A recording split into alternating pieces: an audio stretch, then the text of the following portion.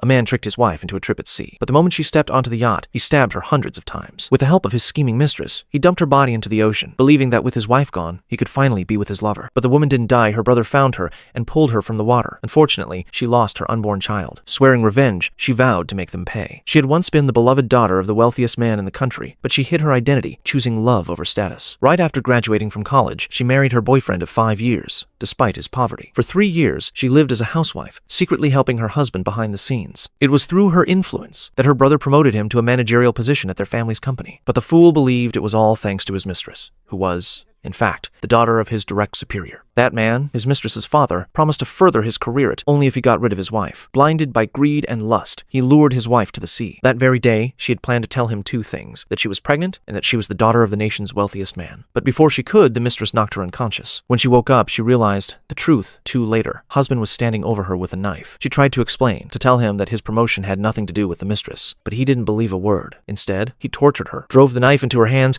and even after she begged for their unborn child's life, he stabbed her hundreds of times. Then, they threw her overboard. By some miracle, she survived. Her brother rescued her, and when her father learned what had happened, he was furious. He swore to make the traitor pay. But the woman refused. This was her revenge to take. When she heard that her husband was hosting a grand banquet at their family's hotel to celebrate his promotion, she decided it was time to strike. While he basked in the glory of his supposed success, still thinking it was all thanks to his mistress, he got down on one knee and proposed to her in front of everyone. But just as they were reveling in their triumph, the grand hall suddenly went dark. She was here. She had come to make them pay.